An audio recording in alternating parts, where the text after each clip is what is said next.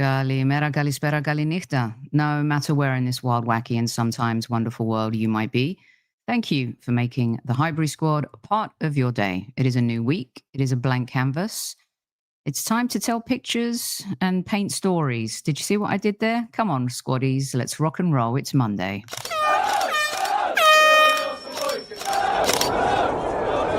Mind the gap between the train and the platform. Please stand clear of the discussion doors. The next stop is Highbury Squad.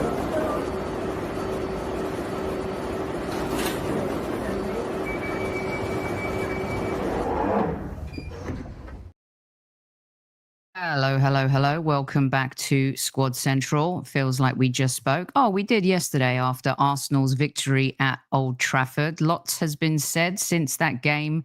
And lots was said on the YouTube comments after yesterday's show. A few folks were super riled up by some of what we talked about and some of what we said. Welcome, squaddies. At ease. It's Monday, and I hope you guys like this time slot, 5 o'clock on a Monday. Maybe it'll be every other Monday for a drive time show where we kind of do it a little bit radio style, where we have 2 or 3 guests. Although one of my guests had to reschedule today, Harriet Pryor from Sky. We'll be talking to her now on Wednesday instead of today. But we do have Aaron Paul from the BBC joining us in about 10 minutes. And then a little later on in the show, we will be joined by Keith Hackett to talk about this and this and this and a whole bunch of other VAR decisions on match day 1. It was not boring in the Premier League at all. And I tell you, there's a video as well out from Howard Webb. He did an interview with Dan Roan. I'm going to play a couple of minutes of that for Keith, and we will get all of his thoughts on match day 1 and what transpired in the Premier League. At ease, Tammy Steels, Chief Like Officer. Make sure you listen to her. We are on our road to 20K. For those listening on Apple and Spotify, thank you so much for making us part of your day too. Ryan is here. PW is here. Just time to say hello to a few people in chat. Carol's here as well. A few of you here, got to get used to this time slot perhaps. There's football on later. So here's the scoop for you guys. Ian's here, Dale's here. Thanks so much for joining. It's either going to be like this slot or after the football. So you guys let me know too. Email thehighburysquad@gmail.com, email thehighburysquad@gmail.com, 5 or 6 p.m. or after the football. You guys let me know. And of course, a lot of the times you got to go when your guests are available. And on Mondays, we do love having a few guests on the show as well. Woo, what a start to the season it has been. Yesterday I got off the show and Tony said to me, you were a little harsh. I go, really? I didn't feel like I was harsh. And I know that James and Albert got it in the neck a little bit on the old YouTube comments. And I thought James was actually really fair of the three of us. And of course, it's the first game of the season. You don't want to cry too much. You don't want to bitch too much. You don't want to moan too much. I think where we were coming from a little bit was that, of course, you're happy with the 3 points. Of course, you're happy to beat Manchester United at Old Trafford. But maybe there's a little bit of PTSD in terms of how we played. And is that going to be the overall style of Arsenal this coming season? Well, thank you very much, Harvey. I appreciate that. The thing that upset me yesterday, I say upset, it's a very strong word.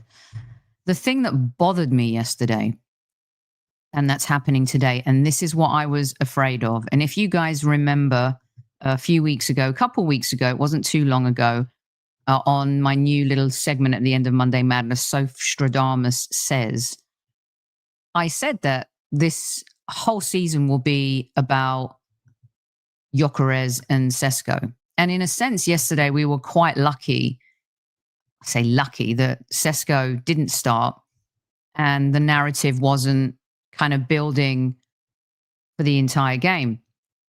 But you can see from the fallout today, and I don't know if you want to call it fallout, but the commentary, the pundits, and a few in the media, and this is where a lot of fans are going to say, so when are you going to learn? Stop. Who cares about what they say? Arsenal always a target. Listen, I don't care about Arsenal Football Club being a target. What I do care about is that Gyökeres isn't set up to fail. And I felt for him yesterday, and to hear some of the narrative about him today is distasteful, And look, he's a big boy. He's at Arsenal Football Club. He's playing in the number 9 role, a role that we've desired for so long.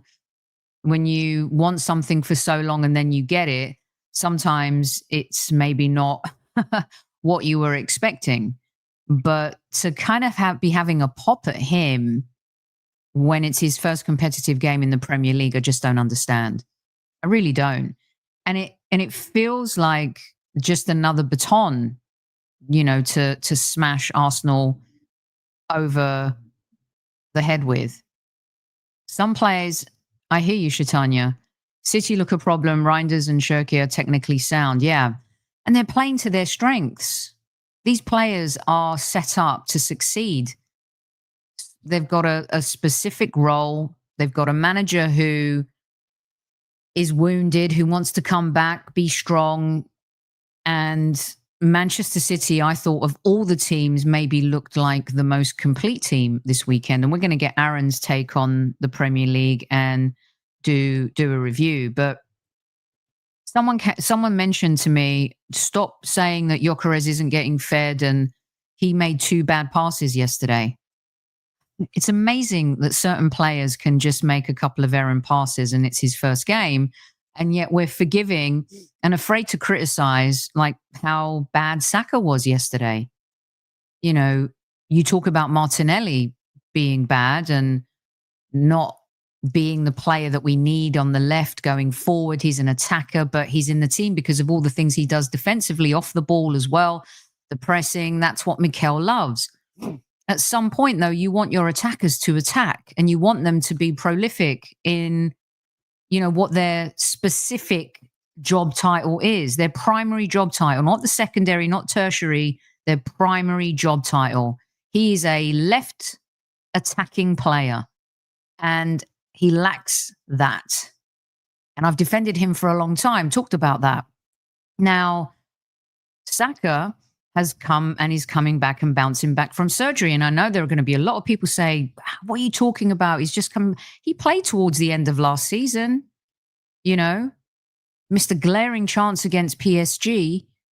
I hope to God he's the same player coming back from a surgery and an injury like that. And it's going to take time, yes. But if you're going to pick holes at Martinelli, if you're going to pick holes at, Benjamin White, if you're going to pick holes at certain players, I think we need to be fair here. Declan Rice also not immune to criticism. Didn't have a great game yesterday. Absolutely not at his best. I was talking to James Green from Sky and we were having a conversation. And, James thought it was probably his worst game since that West Ham game. And I couldn't agree with him more. So when you look at what happened in the Premier League this weekend, when, you look at someone like David Raya, right? Here's what I love about David Raya. At the beginning of the game, he made a couple of dodgy decisions that could have cost us. And Manchester United fans are screaming for a penalty. I don't know if that was a penalty. If it was against us, I'm sure we would all say that's a penalty. What I like about David Raya is he can make a couple of mistakes in a game, but his ability to adapt mentally and his mental engagement from the first whistle to the final whistle is astounding to me. And to have the strength to bounce back after making a mistake and put yourself in the moment, I think David Raya does it better than anyone else in our team. And maybe Big Gabby is the other one. that mentally it feels like nothing affects them. I mean, yeah, Saliba, super smooth.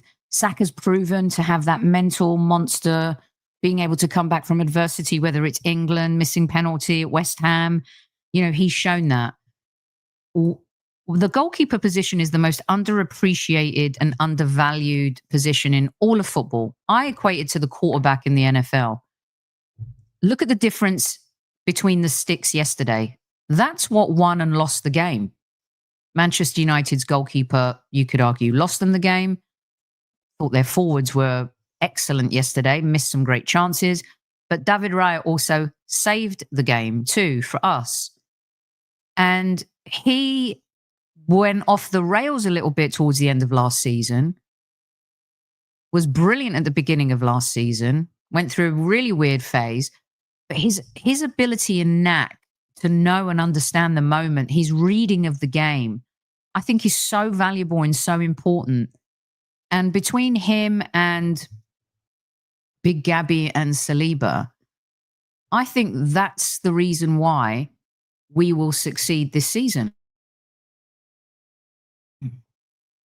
Those three, you better pray to God that nothing happens to those three players, because their level of the game is undeniable. And I think that partnership between Saliba and Big Gabby doesn't get as many flowers as Saliba. He's the beast to his beauty. And let me tell you something, he is fundamentally important. We coped with him towards the end of last season. We beat Real Madrid without him. Couldn't get past PSG, but that wasn't Kivior's fault. But you don't want a player like Big Gabby out for more than the amount of games Kivior was in for.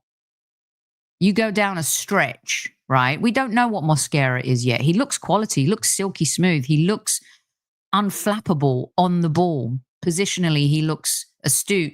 We talked to Kevin Hatchard about Mosquera, and he gave us a glowing review as well. And many of you watched him play in Spain. He's a really good player. But if you want to win this league, if you want to go to the next level, you want to pray that Saliba and Big Gabby are fit for the whole season. They are the backbone to the team, because yesterday was a prime example. Only the first game again. And I'm just telling you what I see, right? I see some people say that Zubimendi was awful. Some say he was great. Our good friend Tom Canton didn't rate his performance, went back and watched the game again, said, I got it wrong. Declan Rice, I think we can all agree, wasn't great. And Zubimendi did make up for a lot of Declan's deficiencies. Now, whether or not they're being set up the way you want, the 6, the 8, you can argue about that all day long. But if you look at the forward line, still not there, not clicking, bit of similar stuff that we've seen from last season, right? In the midfield, you want to see Declan Rice, Real Madrid type performances. You're not going to get that every week. I think Odegaard, I told you yesterday, he works in the shadows. Yesterday in that game, he worked in the shadows. Everyone wants him to be the sexy Razzmatazz number 10, and he's not that all the time, and for most of the time for some fans. So when you look at all those things, and this is what I wanted to talk to you about, is that's why Saliba and Gabby are so important. They're the backbone. And the more I watch Arsenal play, the more I realize that they are the nucleus to this team and the way Mikel Arteta wants to play. You know, they say, what is it they say? Attack, offense wins games, defense wins championships. These two are so important to this team. And when you do have someone like Mosquera who can step in and deputize and has shown composure, that's great. But the importance of Big Gabby and Saliba is fundamental to Arsenal's success. And you throw in Benjamin White, who didn't have a great game yesterday. Defensively, offensively, I think that Calafiori and Benjamin White are better than Timber and Miles Lewis-Skelly going forward, but they're not better defenders. And I think that's a good dilemma for Mikel Arteta to have, something that he's going to need to figure out. You don't have to play everyone in every game, and you sure as hell want to protect Timber at all costs, and you don't want to burn out Miles Lewis-Skelly too early either. So I think it's a good dilemma, and Arsenal's defense is the backbone. Let's get some of your comments up. Defense win now if you don't score. Oh, of course. What did I say? 1-0. We scored. We won the game, right? Yes. Let's see. Shatanya says, Odegaard needs to be brave. He had moments that could give us goals, but he made the wrong decision. AJ says, we historically find games at Old Trafford so difficult. Mikel's record as of late has been good. No losses in the last 3 games in the league. Woody Wood says, yeah, we were never interested in... Oh, we're not talking about Eze. That ship sailed. Unless there's some hijack gazumping, like a house type situation. That's not happening. Marina says, goalkeepers can win you games, but they also lose you games. Big Gabby is one of the most important players in our team, even more than Rice. No doubt about that, but David Raya did not lose us the game yesterday, and I don't think he's lost us many games since he's arrived. And a goalkeeper is only good as who's in front of him as well, but a goalkeeper has to have that extra gear, that X factor. And I got this wrong, Aaron Ramsdale had the same players in front of him and didn't necessarily have the same impact in every game. Still good though. And of course we wish him the best. Mohammed says, keep Kivior for cover. I agree. Harvey says, again, yesterday showed that Arteta doesn't trust Waneri or Dauman. Listen, Dauman, let's remove him from the conversation. But I did say to Albert yesterday that Waneri, I'm not going to say that something's up there. Excuse me, I have a bit of a cold. But what's he going to do to get a game? I mean, yesterday, I can understand why Mikel didn't throw him into the mix yesterday. Wasn't really necessary, was it?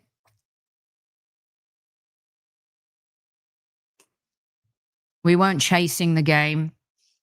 We were managing the game really well.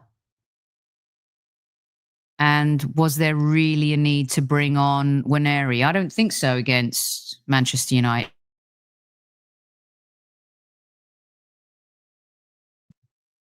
So I think yesterday, I'm not going to kill Mikel Arteta for not playing Waneri, for sure. Let's see. What else have we got here? Reese says, win this league, no chance we will finish 3rd this season. All right, well, you're entitled to your opinion. Let's see what else we've got up here. PW says, oh, he's congratulating Squaddy for having a good time in Ireland. Very nice. Dizzy Work says, very true, Sophie. Woody Wood says, Sesko's a unit. I reckon he'll be scoring a few. He looked, he's a beast. He looks lean. He's very in shape guy. And I think that he's going to be an interesting player for Manchester United. We'll see. James says, Gyökeres yesterday lacked someone to feed him and midfield was very poor. Bonkers LFC, welcome to the show. You had a good defense in 3 seasons and you won nothing. Yes, that's true. We did win nothing. Guy in Prosper says, we can't keep riding our defense to survive games. Odegaard works really hard, but effort equals quality output. The tactics are dire and the plodding, pedantic style is bad. Waneri's in the doghouse, period. AJ Envoy says, when you have to press as much as we had to against United, we were poor. You need Odegaard on the pitch because we actually didn't press that well. Interesting. Let's see. What else do we have here?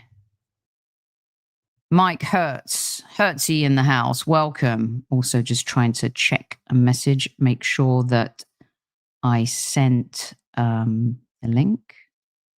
Yes, I did. I feel a lot of people wanted me to be upset about the game, but I can't find the energy to be upset at season opener away Old Trafford. Yeah. And I have to say this. I definitely reflected and looked at the game a little bit differently, but at the same time, I think it's okay for fans to be concerned about the style of play. But when you are playing away at Old Trafford, which has been historically a difficult place for us to get a result, and you win 1-0, are we going to play that same way against Leeds, a promoted team? That game will tell us a lot. I don't think so. And I would love to see Gyökeres get a brace or a few goals in that game against Leeds. PW says, Odegaard was the best one in our midfield yesterday. Zubimendi was very good against Bilbao.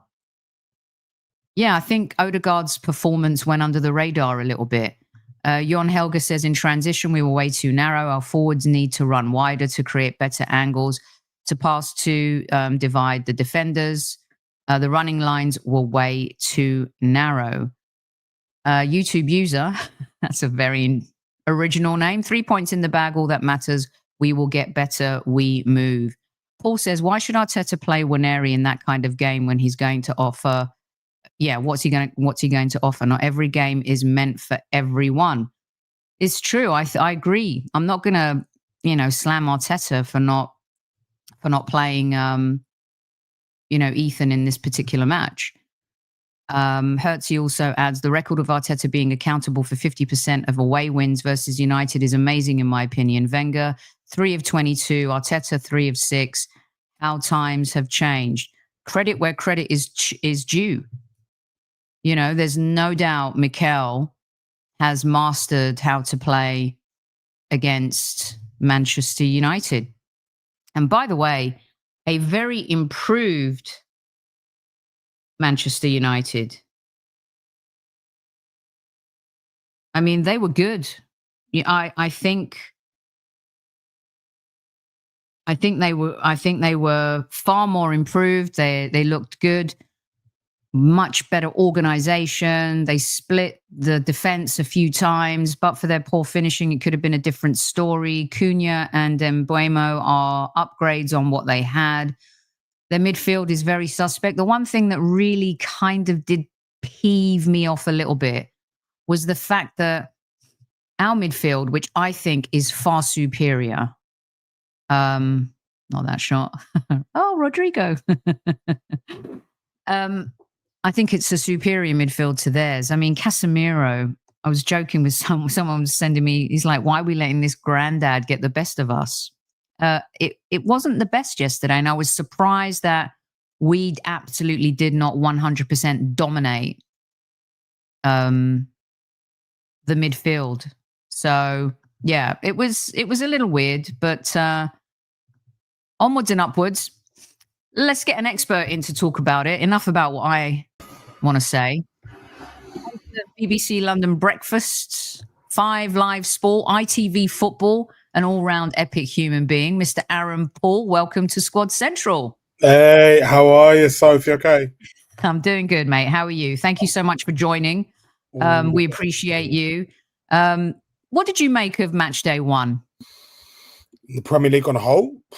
Wow. Action-packed, jam-packed with VAR rubbish, with goals, with story narratives. It's back. It is back. Let me get your take on a couple of things here, Aaron. We have Keith Hackett coming on actually in about 15, 20 minutes to talk about VAR match day 1. It's amazing, isn't it, that even on the first day of the season, here we are talking about decisions and why can't they see things that we see? This is the most important, they say, league in all of football. What did you make of this particular decision against Crystal Palace at Stamford Bridge? First up, I was absolutely fuming because I had Eze in my fantasy team. Well, I have Eze in my fantasy team, and the leagues that I'm in are very, very competitive this year. But I was just like, come on, man, we're losing sight of what this game is, of the fact that there's it's action, it's unpredictable. Everything just feels very fixed and very false, and that we must come out with effectively the perfect outcome. And it's frustrating. It's really, really frustrating. And that's why, as you know, I apply the majority of my trade in the EFL because I prefer it. It's such an exciting set of leagues to watch. But I really felt for Crystal Palace there. Really, really felt. Stunning free kick. And they've seen an infringement somewhere along the way in terms of Mark Gay and what he's doing. Whatever happened to the dark arts, to competitive advantage, to marginal gains, that kind of thing? And then we have this weight of however many minutes for a referee to go across to a screen, and the people at Stockley Park can't make the decision, so the referee goes across and has to stand and make a decision and look at it from different angles, and then sort of bursts the bubble, takes away the game's momentum, and it kind of resets effectively. It's a bit of a reset, isn't it? Yeah. I mean, I agree with you. This can't go on this season. It's going to be cataclysmic. They're turning fans away, and like you said, you cover the EFL a lot. Which, by the way, just to digress for a second, I'm obsessed with Birmingham City. Now, call me. I've always loved kind of that region of the country and the football, Aaron. And I watched the Tom Brady doc on Amazon. But I love this story that's brewing and brewed, and Birmingham always seemed to be, kind of like a big club and then dead and now a sleeping giant again. What the two of them, Tom Wagner and Tom Brady are doing. The manager is so impressive. Is it Chris Davies, right? Really just impressive. They're fun to watch. They came back at the weekend. You're right. The EFL, a lot of fans are turning to the EFL. There's a purity still to it, Aaron. There is, until it gets bastardized by the powers above, who look at the commercial value of it and decide, hey, we'll have a bit of this as well. It's genuinely a joy to watch. In terms of Birmingham, I've watched this documentary as well. I'm on episode 4, I think it is. And I always find with these documentaries, you kind of want to root for the team that the documentary is about, and you kind of get brought into it, and you really enjoy it. They're impressive individuals, aren't they? The two Toms that are in Birmingham City, they're impressive individuals. You see that there's a plan. I think everyone's shocked in the EFL about Tom Brady and the fact that he's really invested in it. He's taken it upon himself to get involved in different things. He's really, very much involved in all facets of the football club and everything they want to do. And so, he's someone who's garnered a lot of love. I can't remember what the question was, if I'm honest. No, it wasn't. It was more of a digression on, EFL. It's great. And look, out in the States, CBS do a really, really good job. They really do. Covering it. They've got some really good experts on their panels. It's a cool place to watch football. And do you know what? It's enjoyable. It's really, really fun. It's exciting. There's always something. I mean, I went to a game on Saturday where I went to Millwall Middlesbrough. Everyone's talking about Millwall. The fact that they've spent money for once in their lives. They've spent money and they've got themselves a half-decent squad. Middlesbrough beaten 4-0 by a team in midweek in the Cup in Doncaster Rovers. And everyone's going, right, home win. Millwall in the first half absolutely dominated. Middlesbrough stay firm. Middlesbrough won the game 3-0. Amazing. 3 second-half goals.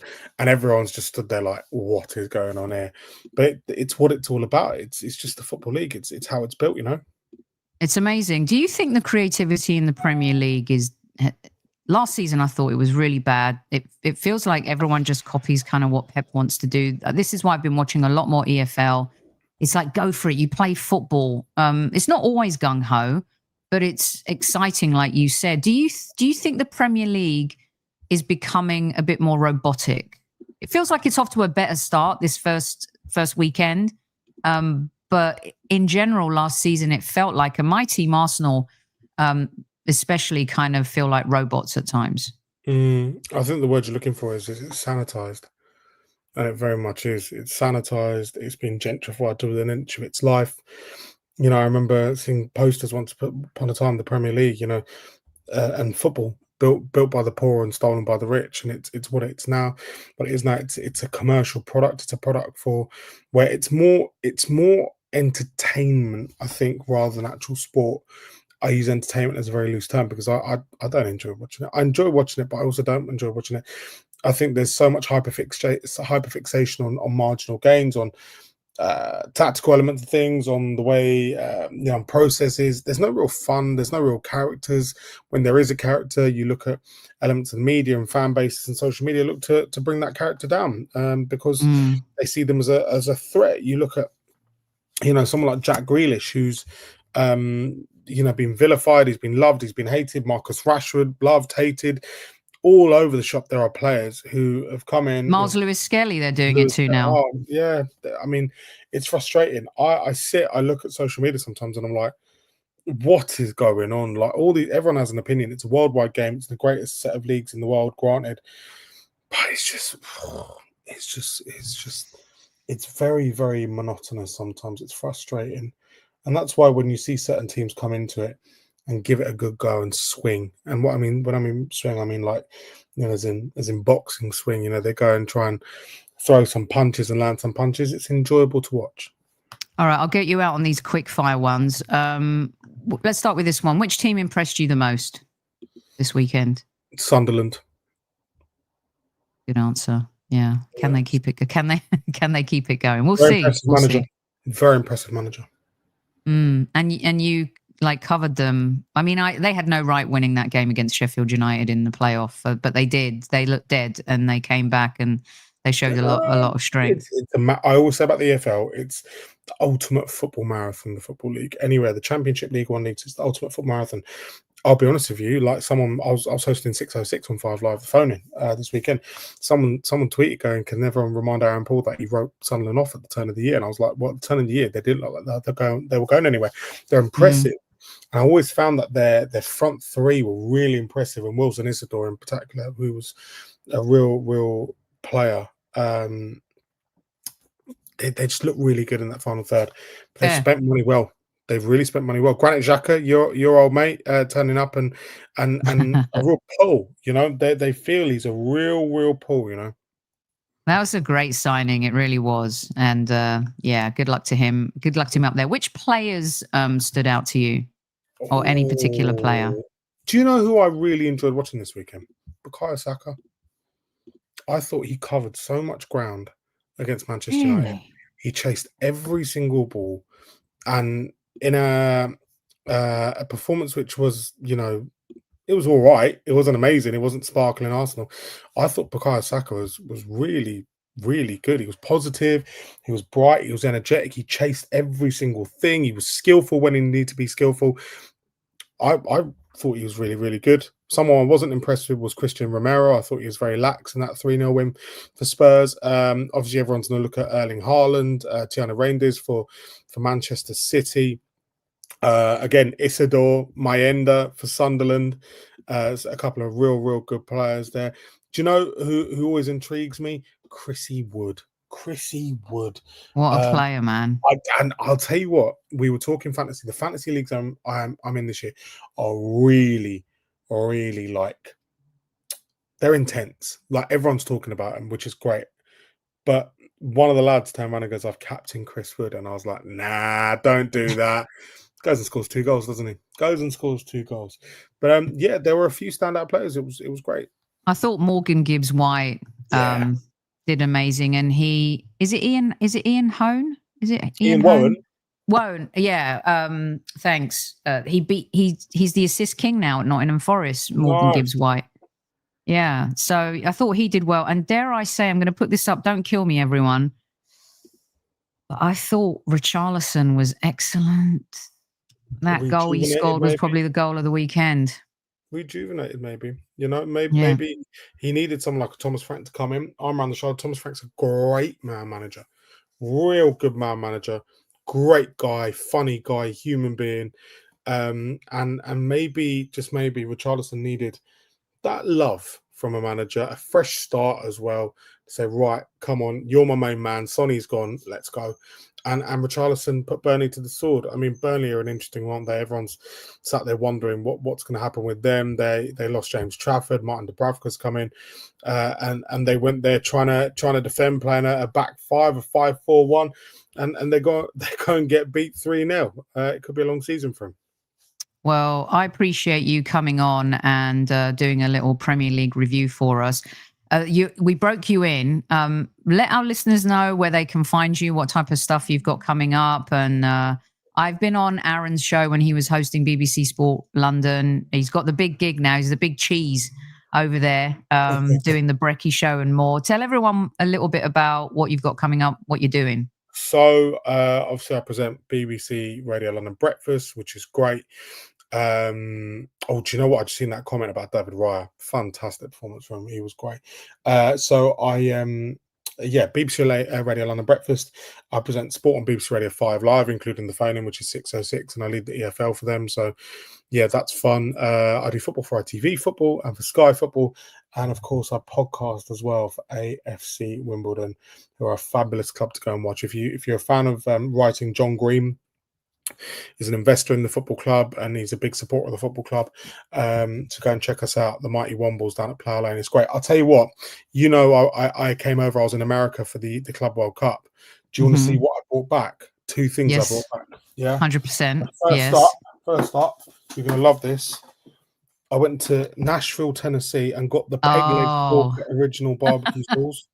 And something which I discovered in New York City. So I went to a great pizza place in New York City, like a pizza bar, and they had like an arcade in the back. And it was like, I felt like a proper American when I went there. Mm-hmm. They had this. Mike's hot sauce. Hot honey. Hot honey. Oh my. Has the honey on pizza thing taken on in London? No. Really? It's coming. In. And the thing is, the hot honey quality is not good here. Like, it's not even hot. It's just like, So I had that, and we went to this place, and they had like these slices and all that. And you sit at the bar, they're having a couple of drinks, and the guy's like, "Oh, try this hot honey." I tried it. I was like, "Whoa!" Took a picture of the bottle. I tracked it down on my last day in New York. Ended up schlepping to a couple of different not Walmarts, what do they call them? Whole Foods. Went to a couple of Whole Foods, got the last 2 bottles. So next time you're flying over, I'll bring you a bottle. I want more than a bottle. Yeah. I'll bring a case. I'll just bring a suitcase just with Mike's hot honey, just for you, so AP. Thanks so much for your time. Please follow at one Aaron Paul, and we appreciate you, mate. Take care, and hopefully you'll come back, because they were nice, right, for Arsenal fans. They're not too bad here. Well, you guys. Yeah. No. Wow. Our live chat. You're great. Anytime you want me. Look, anytime, I'm always here for you. Anything. Appreciate you. Take care, mate. Take care. Thanks to Aaron. Thanks to Aaron for joining Squad Central. We'll be doing that a little bit on Monday Madness, a Premier League review where we talk about, what happened in the league. I'll tell you something. This is interesting. 24 consecutive Premier League seasons for James Milner. That is incredible. I mean, talk about durability. James Milner is one of the most durable players to ever play in the Premier League. Yeah. And then also 13 players made their debut for Sunderland on Saturday. That's crazy. The last time that happened was with Reading, 14 in 2006. Haaland was banging in the goals again. Very impressive. We yet again score from 31 Premier League goals from corners since the start of 23-24. Very impressive. Mo Salah didn't have a great game, but came good in the end. Emotional scenes at Anfield. Seeing him in front of the Kop, that was very emotional, no matter which team you support. Wolves, unbelievable job paying tribute to Jota, an amazing tifo. Really, really moving. It was very moving. All of it was very moving. So, yeah, good stuff all around on week 1. Although, once again, referees and VAR come into play, and I'm delighted right now to welcome back to Squad Central one of our favourites, an absolute legend of the game, the legendary referee himself, Mr. Keith Hackett. Welcome back to Squad Central, Keith. Thanks for having me on. Delighted to be here. How I want to start? I want to start this by playing. It's a couple of minutes, but I wanted to play this. I don't know if you've seen this clip from Howard Webb. Dan Rohn asked him about VAR and expansion of it, and I thought it would lead in quite well to our conversation today. So I'm just going to play this for you. Situation where the use of VAR is extended in the future. There's definitely going to be some discussions around that possible extension. I know there's some views that we should be using VAR more extensively for some other situations that at the moment we can't use VAR. But there's also people who don't feel that should happen. What do you think? We try to align our delivery of VAR with the expectations that are set by those who are involved in the English game, and that comes from a lot of consultation with fans, with coaches, with players. And at the moment, the message that we get is that less is more with VAR, and we've done pretty well in aligning our delivery of VAR with that expectation. I'd be open to discussions around other uses. It's been in place now for 7 years. It's pretty much stayed the same in that time. If those involved in the game were here to serve, tell us that greater use would be better for the game, then of course I'd be open to that. You have to think about the consequences, the ripple effects.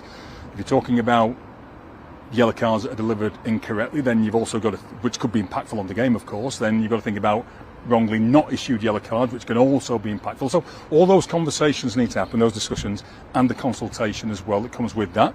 And I'd be guided by what the game tells us it wants. And when I say the game, I mean the people we consult with, the fans, the players, the coaches, all those people that we're here to serve. And just to be clear, for those who are interested, when you say there's definitely discussions, who's discussing it? Who's proposing it currently? Well, that'll be a discussion within the International FA Board.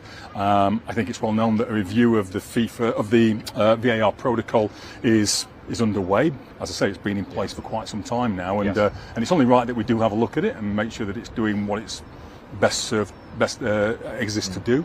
And we'll see where those conversations come out. I understand why the discussion will happen. I understand the impact of a wrongly awarded corner that's clearly wrong very quickly on video. I understand the impact of a wrongly issued yellow card, but equally, there's also a feeling in many places that there's already enough VAR to rectify clear errors in big situations. So we'll have that conversation, we'll have that discussion, and we'll make sure we consult here with the English game as well. Keith, maybe I'm being a bit harsh, but it sounded like a bit of a word salad to me. Your thoughts on Howard's comments and what he said? I think it demonstrates to me a lack of leadership and direction.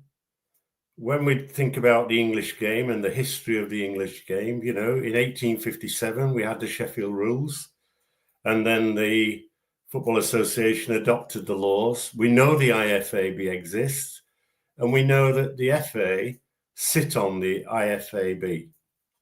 I think that it's, I take an example of communication kits, which I introduced, which are now used globally around the world in officiating. I can talk about goal line technology. I have done in the past. I instigated that when I was boss of the PGMOL. Therefore, I thought that one of the duties was to ensure that the PGMOL delivered the very best. If there was a shortfall, then it was up to me as to contribute to that discussion and offer guidance to the IFAB through the FA. So let us look at certain aspects of his conversation. Sadly, Dan, who I respect highly as a reporter, and probably on another day, might have asked about the current use of the semi-automated offside system, where last season, in 2 games, it took more than 6 minutes to determine whether an offside decision had taken place. So there was no conversation about the speed of delivery. We saw this weekend VAR, the referee after VAR intervention, come to the touchline, and I thought Darren England was very good at explaining why a goal in the Chelsea Crystal Palace game had been ruled out. VAR is lacking. And I think, first of all, you can have a Formula One car, the very best, but if it doesn't have the right driver, it ain't going to win any races. So for me, I think leadership is required, and not this fancy words, but action. I genuinely believe that if Howard thinks that VAR is operating, and he mentioned fans, and fans are happy with VAR, he is a million miles away from the conversations that I have and I read and I see about VAR and its operation. So the PGMOL last year said that it made 18 errors, completely 18 errors throughout the season. If you're going to produce facts, then I think that you need to back up those facts, because I think there were many more errors around VAR.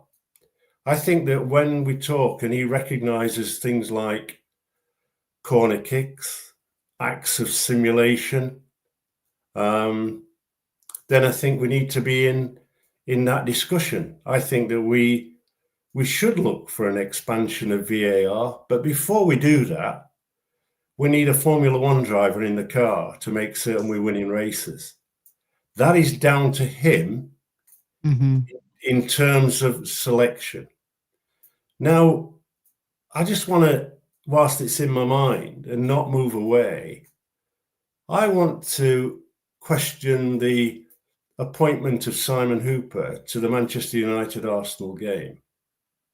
Is he our best referee? No. Did he officiate the game in the way that a game needs to be officiated? Now, I'm a referee that comes from a background of applying a lot of advantage.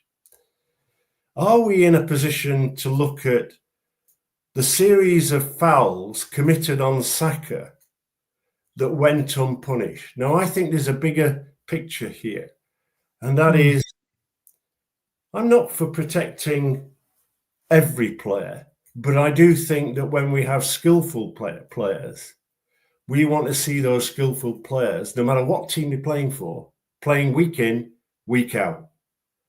And I think that the liberal approach by Simon Hooper yesterday, which bordered on a lack of control, in my opinion, meant that he was accepting that challenges on Saka were going generally unpunished. And when players commit an offence and they feel that it's not being penalised, they'll do more. And so I think that we can look at that in some detail. And I think that the old question of VAR is that we should be leading. We should be actually suggesting that VAR is used in acts of simulation. I think that we should be looking at instances where, let's look at the goalkeeper who came out and punched the ball but also took part of the man. I would like the referee, who may be not in the best viewing angle, to have another opportunity of seeing that. So yeah. let us go back to Liverpool game, Liverpool-Bournemouth, wasn't it? Where there's an handball offence. There is absolutely no doubt in law that this is handball. To come out in a statement to the media, because Jamie Carragher quoted it, that they were saying that's not a handball, then come back and say is handball, and then dismiss the fact that this is not denial of an obvious goal-scoring opportunity. And I go, first week, first game, what is going off? Let me make it clear. This is a handling offence. The first part, it's in two parts. The first part, he'd hit the body, struck the arm. That's not an offence. We all know that. However, the ball's bounced off. He's chased it. He's handled it. He's impacted on the forward. And when I look at the forward, and maybe I shouldn't, but if I look at the forward, I look at everything about the game, that is denial of an obvious goal-scoring opportunity. It fulfills it 100%. And when you get Dermot Gallagher actually saying that on Ref Watch this morning, then good on him to actually say for once, this is an error. Now, I have another problem because we have Anthony Taylor, referee, don't have a problem with him, but we have Michael Oliver, VAR. And whilst he might be regarded as our number one referee, he's not proven to me historically that he's our number one VAR operator. And for a referee at international level, regarded as and a World Cup referee, to not see that as denial of an obvious goal-scoring opportunity, what is Webb's view? What is he going to do about it? And then what did we get?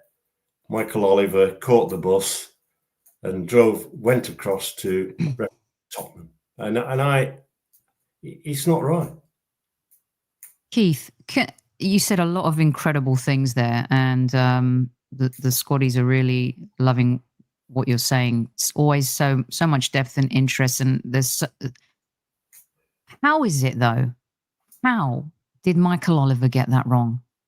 I think this is the problem. Look, fans, like you said, expansion of VAR, if it's for the better of the game, in instances like if a goalie comes out, punches the ball but gets the player, the yellow card situation as well. The inconsistency is what drives fans, not just Arsenal fans, football fans, crazy. How, when everyone could see, the player literally goes to reach the ball. It's not even a debate. How on earth does that happen, Keith? If in any sport you haven't got 100% concentration and you're too quick in decision making, then you create faults. Let me try and attune this to a midfield player. Mm-hmm. I've watched many. Platini, I might even say Hoddle, and I might mention a few Arsenal players that have the ability to gain time. Time is very precious in a game of football, but when you actually analyse a skillful player, somehow their cognitive skills are ahead of the game. They've got the vision to say, I know where this is going. I've got the skill sets to do it without even thinking and then pass the ball. In refereeing, there is a similar approach. And therefore, if you watch and read only half the page, you've only got half of the law. And you might finish up with the wrong lines, and it might be completely the opposite. I think this was a lack of concentration. I might add perhaps a degree of arrogance. I'm VAR. I don't like this role. I'm helping my competitor Anthony Taylor, and therefore this is the human element, and this is a human error. And the only way you correct this is actually to manage the people, the referees, more effectively, make them more accountable, and if they're not performing, use other officials. Demsek has an interesting question here. Keith, have refs been promoted to just do VAR? No. Okay.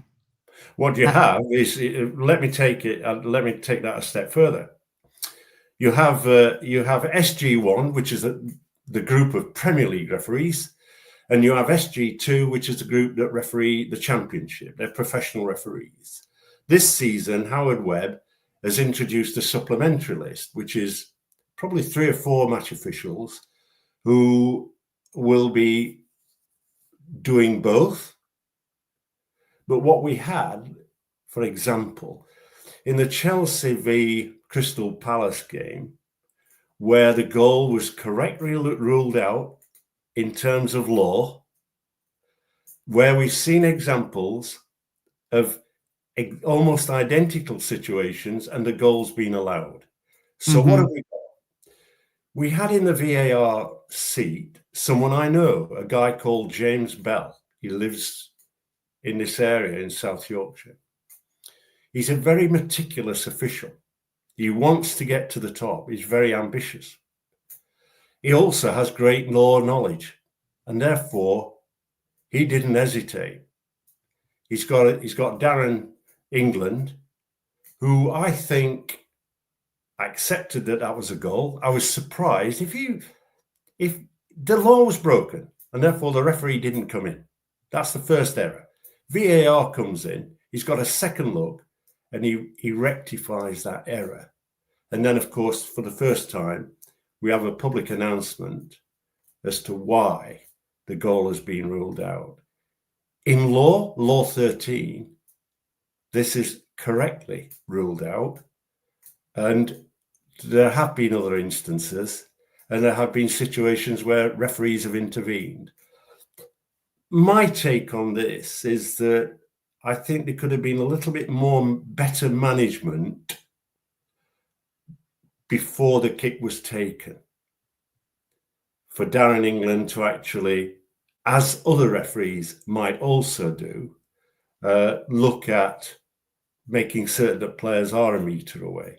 Now, this is communication. So I hope, given that situation, that application of law is now consistently applied for the remainder of the season, no matter what teams are involved, and that the communication is carried out. So this is about, again, a conversation that Howard Webb has with his referees to say, this is correct in law, this sets an example, it sets a precedent this season, we're going to follow that through for the remainder of the season, not later on.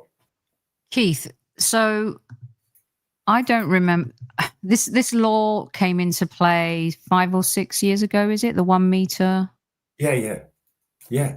I've seen it. Look, I have seen it applied, not where a goal has been scored. I've seen it applied on set-piece free kicks and penalised. In reality, it's like the 6-second law, isn't it? The 6-second law existed for a number of years, and no one's penalised the goalkeeper for taking longer than 6 seconds. As a result, the IFAB amend the law and this year introduced the 8 seconds, where the goalkeeper's in possession of the ball in his hands or his hand in the ground if he's laid down.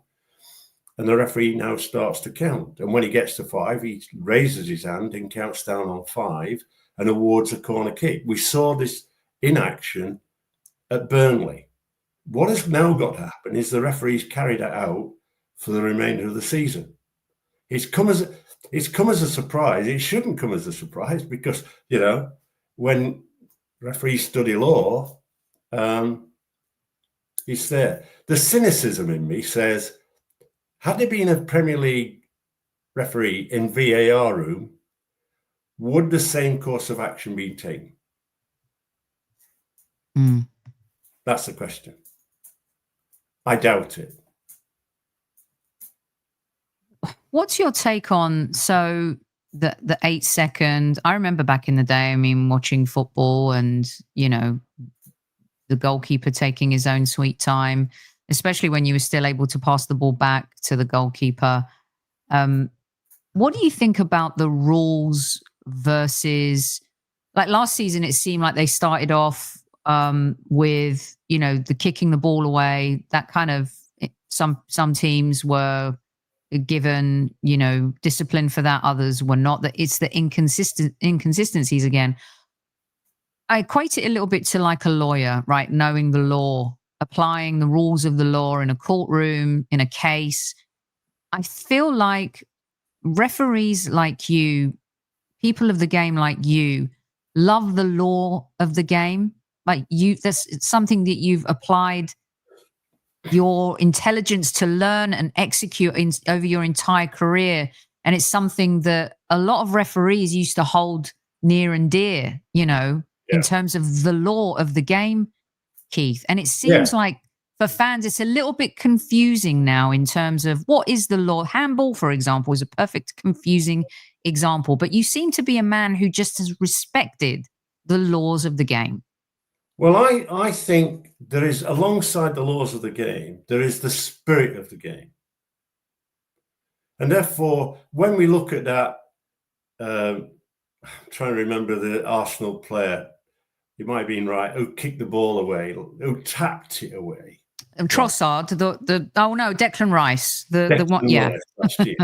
I just think that was awful, and I don't think the game wants that type of action, in my own opinion, to be punished. The guidance you give, I think, is this. I use the analogy of a speeding camera, a speed camera.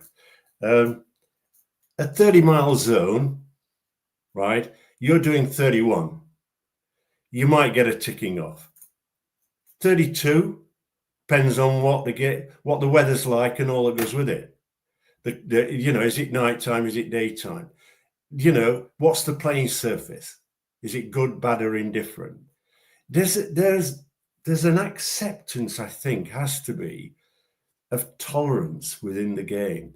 My simple mentality was, I'm going to start with 22 players, and I want to come off with 22 players.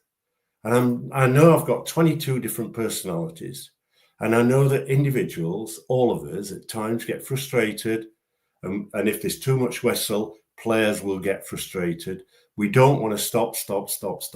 We don't want a black and white application of every word in the law. What we want, first of all, are the key major incidents analysed, viewed. So if there's that discussion around whether the Arsenal goal should be allowed or not, for me now, the actual line in the sand is drawn. And therefore, use that example into the mind of every referee to say, this is acceptable. The challenge on the goalkeeper was fair. The weakness of the goalkeeper in a game of contact sport wasn't strong enough to actually be awarded a free kick against him. This was the goalkeeper's fault that this goal went in. Do not use the laws of the game in a way that actually is an extra defender. So for me, this is a perfectly good goal, and therefore use that as a template going forward. I can show you other instances which are stronger challenges, which are clear blocking offences, where there is movement, physical movement that lifts the goalkeeper on the back of a player, and which is penalised. This didn't reach that criteria. So I applaud the referee and the VAR in this situation for allowing that goal to be stand. Now, okay, there's going to be Man United players, fans and managers and everybody else saying you're wrong. But this is where Webb comes in and has a debate with both managers to clarify that this is the correct decision. And then we go away. And I think it's that clarity, that honesty, that he should understand his role is one of educating everyone, all stakeholders in the game. So I would like him to come out in certain situations. I think he should come out and say very clearly, the denial of an obvious goal-scoring opportunity in the Liverpool game was a clear handball, right? And it's a bad decision. Now, it's Michael Oliver. What do I do with him? My personal view is I don't think he's a good VAR. he wouldn't be in the VAR seat. I'd find someone else. He'd sit on his hand. The old point is, you know, we back to that analogy of a Formula One F1 driver. I'm sure everybody could drive an F1 car, but can they win races? Can every referee understand the laws of the game to a point? Yes. Can they apply them accurately? Not everyone can.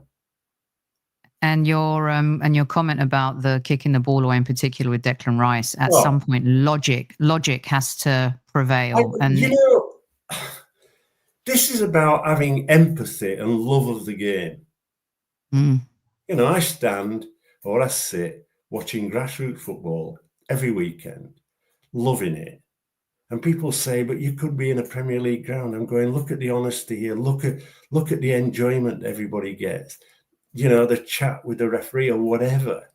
It's about passion, and therefore be true to the game. Referees need to apply the laws with common sense.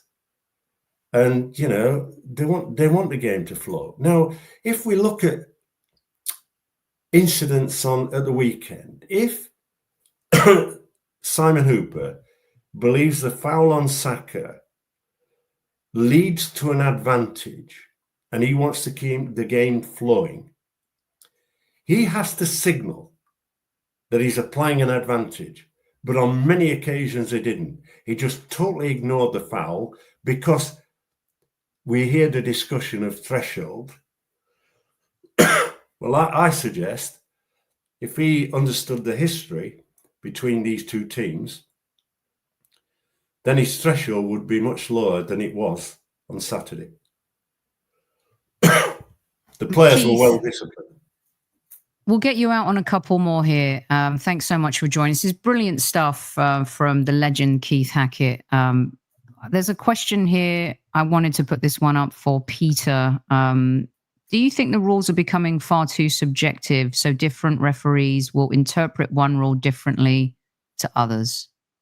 Yeah, I think that, you know, I often quote, don't I? I've quoted in the past, the laws of the game, 1936. I've got them in this drawer somewhere. and I know that's a bit of a nerd thing, but the reality was that I was sent them. I was sent them by Paul Trevelyan, the artist. And Paul said, look here at the law on handball. And all it says is deliberate. A handball, if deliberate, is a foul. And I think that is a very, very good question that's been asked. Because I think what they're trying to do is look after everyone. And in terms of complicating and overcomplicating the law, there needs to be written with more definition. And I think that's achievable. You know, when you get players, if you get players around the table and you look at Arsene Wenger, he's now the director of FIFA and sits on that IFAB council. When you've got people like him that understand the game in detail, but also understand, if you like, the passion of the fans, and why not have a fan on the table? Why not have a couple of fans on that panel and say, right, okay, we're going to go right through the laws of the game and we're going to come to some degree of uniformity. Can we reduce the words? Because I think sometimes, you know, captains only. So we all go out, don't we? All go out on Saturday thinking, well, only the captain can speak to the referee. It's not football, is it? We know that there's a human element here that other players are going to question. And I felt that the referees on Saturday, on several games, missed the opportunity. When two players were having a real go at the referee, all he's got to do is without producing a card, is call the captain over and say, look, I'm going to speak to you. I'm happy for them to talk to you, and you then speak to me. You know, we don't learn from rugby. We just do not learn from the sport of rugby, where we have terrific communicators. There is a, if you like, a sort of expression of the law and the understanding of the law by the players. But the law is explained as the referee's performing the game. And I think this is all part of where football needs to go. And why isn't Howard saying he wants the big screen? Why isn't he setting the agenda for the IFAB and say, I'd like to introduce the big screens in football? So I think there's lots of work to be done. Yeah. I've no doubt we'll speak again at some point in the season. Yeah, definitely, Keith. I really appreciate you. Thank you so much for joining the show. You always make time for us, and let everyone know the name of your podcast. I'll put a link in the description, but you record a podcast on Mondays, and can you just? I do. Yeah, I think it's got the title of The Hanging Judge. That's mainly because it's led by another FIFA referee, former referee, Dr. Errol Sweeney. He leads. Very cool. All right. Well, we look forward to that. I'll share it with the listeners. And thank you, Keith. Thanks for joining again. We'll talk to you soon. Take care. The brilliant Keith Hackett there, absolute legend of the game. And you're right, Ryan. Football was a simple game, and we've complicated it. You guys had some buffering issues. Can you see me now? Can you hear me now? Like the commercial. Hopefully, you guys got that, and there wasn't too many. There wasn't a technical issue, right? Great insights from Keith, indeed, Carol. Mine buffered as well. Had to refresh the page. Okay, I'll look into why that happened. Hopefully, it didn't ruin too much of the piece with Keith. Right. That's it. That's all I've got time for today. Hope you guys enjoyed the Monday Madness Drive Time show. Really appreciate those of you who joined. Want to make sure that more people join the show at the 5 o'clock hour. Sometimes we'll do it later on, like we used to do the late show. But shows like this are important to me. I know you could talk transfers and get 500 to 1,000 people in chat, but I'm over transfers. Really, I just want to focus on the football and the football conversations. Now, for me, the transfer, I care less about transfers. And maybe that's because I know that Arsenal probably aren't signing anyone, and selling people is exceptionally painful. Let me tell you a little bit about the rest of the week. Is it still buffering? Anyway, I've just got 2 seconds here. Let's duck out before the whole thing goes up shit creek without a paddle. Tomorrow, we're back live at 7 o'clock UK time with Get Off the Potsy. So there'll be 5 subjects, and we'll tackle that with Dan Potts, and he'll have his Get Off the Potsy moment at the end of the show as well. On Wednesday, I'll be joined by Harriet Pryor from Sky Sports. We'll talk a little bit about the Premier League at large. I'm going to be we used to do that a lot at Squad Central, talking about the league wide. And as you guys know, I like to do the one-on-one. So we'll be talking a little bit more about everyone else in the league as well this season with special guests. And then on Thursday at 6:30 UK time, we have the wonderful Rebecca Lowe coming back to Squad Central. So look out for that special interview with Rebecca live on Thursday at 6:30. And then at 8 p.m., it's a double bill on Thursday. We will be introducing a new show, The Round Table, which will be me and other podcasters talking about football. And first up is Tom Canton and Harry Symeou. And then the following week, I welcome the boys from the Arsenal Opinion podcast as well. So different voices, different opinions. Look forward to seeing Rebecca on Thursday as well. She was at Old Trafford, on Sunday. So it'll be interesting to get Rebecca's take on the game. And and then also going up in the video section today, please do take a listen to this. Again, love football conversations like this. John Harkes, Sheffield Wednesday, US men's national team legend, Inside the Dressing Room, episode 1. We talk about leadership, captaincy, Tony Adams, the Ian Wrights. We talk about modern day football, mentality of modern day footballers. It's a really great conversation. So please do check that out. And at the top, I pinned a link to the articles, highburysquad.com. Please go over and check out the articles section. We're going to be doing a lot more of that type of stuff this season. Patrick Duke wrote a piece about the Manchester United Arsenal game. And there'll be some opinion pieces as well that we'll be posting over the coming days. And we're going to be doing a lot of it. If you are a budding writer and would like to write something on our blog, email me, thehighburysquad@gmail.com, thehighburysquad@gmail.com. And you can find your pieces up on the website too. That's all I've got. That is all I've got. Aliens have frozen. Okay, great show. Well done. Time to go then if we've frozen as well. I have no idea what's going on.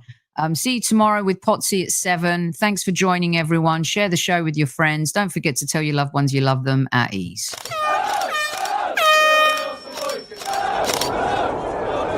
Mind the gap between the train and the platform. Please stand clear of the discussion doors. The next stop is Highbury Squad.